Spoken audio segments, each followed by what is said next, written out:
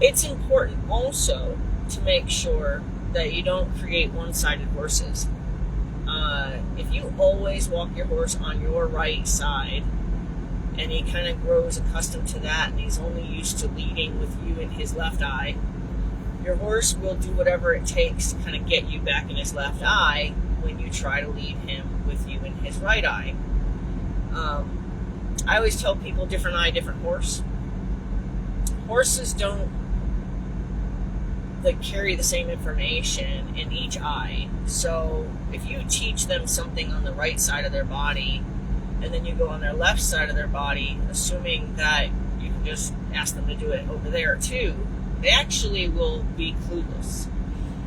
Very few. I've had most luck with Arabians, actually, that transfer the information, that you can kind of go over to the left side after you've worked on the right side without really reintroducing it and kind of have success. I don't want to say like as if you've been practicing it, but definitely more success than you would have with another horse. And I'm just going to say it's just maybe it's a fluke that it's been Arabians that I find transfer the information the easiest. Could just be a fluke, you know what I mean? It could just be that breed of horse that I've noticed the ease of it. But anytime you teach a horse something on the left side of their body, you have to teach it to them on their right side of their body as if you've never done the lesson before.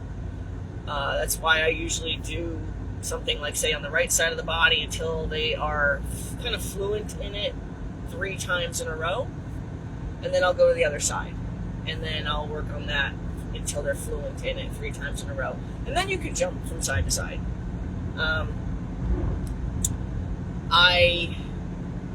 The best way to help a young horse learn that there's no consistent side is by choosing a different side for each travel. So let's see, Charlotte, she'll travel on my left on the long walk that we take out to her paddock, and then on the way back she travels on my right, and Daisy is the flip of that, so I walk both of them together. So this way they can be on either side of me and not see something strange about it. Just really important, especially if it's a horse that's going to be, started. You're going to want to be able to step up in the stirrup on each side of them. You're going to want to be able to swing your leg over from either side. You're going to want to be able to get on and off from either side.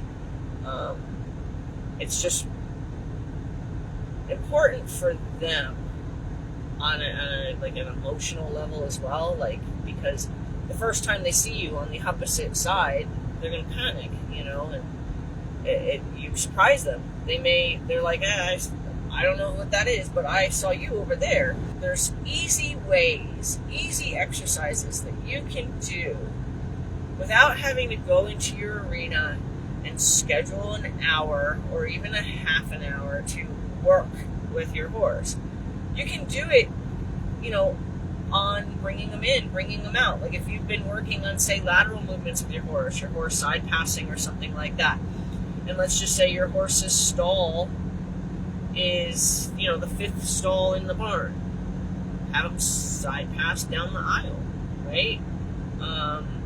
If you're working on having your horse side pass over obstacles, when you're walking them in, pick a tall blade of grass, or a little patch of grass that's taller, and have them side pass over that tall patch of grass. They don't even have to know what you're side passing them over. You just have to tell them what to do with their feet. These are all things that you could do just in the process of bringing him in and out of the arena, bringing him in and out of the barn, bringing him in and out of turnout. Teaching them about backing through things or backing up because you've asked them to, even though it's never made sense to them before. Like when you get to the gate, if no other horses are at risk of running out of the gate, turn them around and back them through the gate. I take opportunities all the time because I don't want my horses to mindlessly bobbing their head as they are dragged out to the arena or dragged out to the paddock. I so often watch, like, like TV shows or whatever where horses are part of the show, and you'll see somebody, like absentmindedly grab the horse's reins and just kind of yank them along, and I'm like, and they're like this with the bit pulling out of their mouth or whatever, and I always think to myself, we need directors or producers or something to want that not to look like that. And it's not even just in the movies, it's everywhere. It's, you know what I mean? You see that when somebody dismounts in an arena and they're going to walk their horse back to the barn, and they just grab the reins and the horse is like dragging, like, that's such an ugly scene to me. Is it cruel? No, I don't think so. I think, the horse is being dragged along. I don't think that's necessarily cruel as much as I just think it's ugly. It's not an example of a connection with your animal. It's not an example of a connection with that horse that, like, you guys are doing things together. It's like you've gotten done using him in the arena, and now you're going to drag him back to wherever you're going to put your tack. But, I'm getting on another subject, so I'm going to drop it, but I definitely think it's really important to take advantage of every little opportunity you have to work on all these things.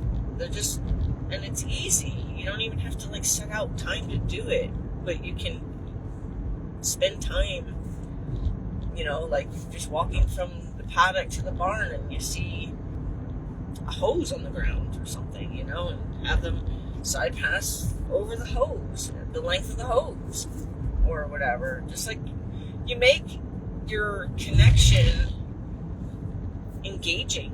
Like, you make that walk back into the barn like you're asking them how their day was. You're having a conversation with them. You're making them feel like they're a part of the activity instead of just being dragged around by a halter or by a set of reins, and the bit clanking into the back of their front teeth because it's been pulled off the bars. And it's, I don't know why